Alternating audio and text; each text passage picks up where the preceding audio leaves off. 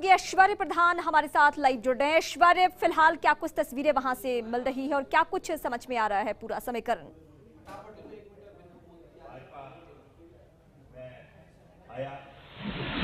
देखिए, यहाँ पर पीपी चौधरी साहब के नामांकन में तमाम जो लोग हैं वो तो मौजूद रहेंगे। उनके अलावा पूर्व मुख्यमंत्री वसुंधरा राजे हो या फिर केंद्रीय मंत्री चौधरी वीरेंद्र सिंह हो, गजेंद्र सिंह शेखावत हो और उनके अलावा जोधपुर संभाग के तमाम भारतीय जनता पार्टी के जो नेता हैं वो यहाँ आ चुके हैं, प्रमुख नेता आ चुके हैं। हम बात करते हैं चौधरी साहब से। चौधरी साहब, आज का जो दिन है ये खास आपके लिए और खास तौर पर मुहूर्त के साथ आप नामांकन भरने जा रहे हैं। बिल्कुल, नामांकन मैंने 11 बजे प्रस्तुत कर दिया है और आज का दिन बहुत अच्छा दिन है और पूरा जनता में, आम जनता में पूरा उत्साह है और एक ही बात है, मोदी मोदी मोदी। ये जनता तय कर चुकी है कि मोदी जी की सरकार बने, भारी मतों से यहाँ की पाली लोकसभा क्षेत्र की सीट भी जीते।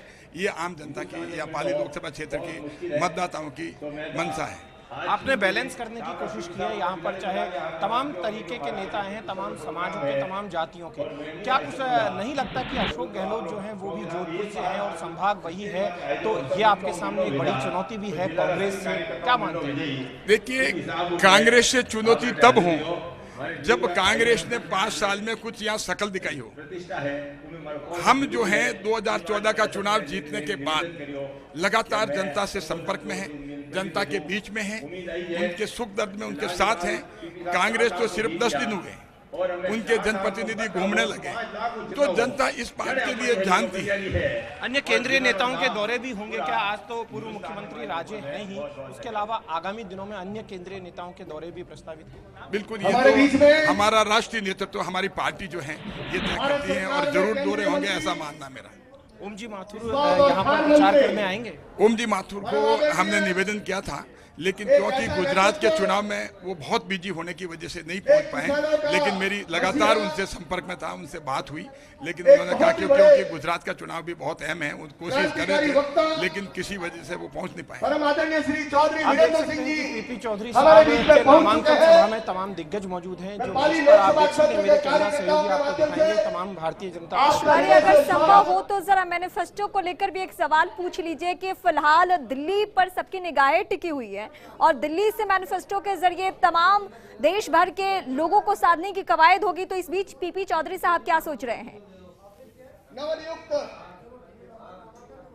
पार्टी के प्रदेश उपाध्यक्ष, देखिए, आज जो बीजेपी का चुनावी घोषणा पत्र आ रहा है उसको लेकर हम बातचीत करते हैं। चौधरी साहब, बीजेपी का चुनावी घोषणा पत्र आने वाला है, क्या कहेंगे आप? कांग्रेस ने भी चुनावी घोषणा पत्र जारी किया था, बीजेपी का भी आने ही वाला है, क्या कहेंगे? देखिए, कांग्रेस के घोषणा पत्र में आपने 2 चीज देखी होगी। एक चीज तो है कि देशद्रोह का कानून जो है वो समाप्त कर देंगे। मतलब ये है, कांग्रेस ये चाहती है कि अगर हिंदुस्तान मुर्दाबाद के नारे लगाएं और पाकिस्तान जिंदाबाद के नारे लगाएं तो उस पर कोई केस नहीं हो। आप सोच के देखिए, हमें ये समझ में नहीं आता कि ये क्या नींद लेकर के घोषणा पत्र बनाया। और दूसरी बात, वो ये कह रहे हैं कि जम्मू एंड कश्मीर से, श्रीनगर से सेना को हटा दिया जाएगा और वहाँ से खाली कर दिया जाएगा। क्या वो चाहते हैं कि आतंकवादी देश में घुसे और हमारे देश में तोड़ फोड़ करें? ये मंशा कांग्रेस की है, ये देशभक्ति की नहीं है। और इस घोषणा पत्र की दोनों बातों पे, कांग्रेस के इस घोषणा पत्र के कि हम इसको जो ये देशद्रोह की गतिविधियां हैं इस पे केस हटा देंगे, कानून हटा देंगे और सेना वहां से हटा देंगे, इस बात को लेकर के पाकिस्तान में तालियां बजती है।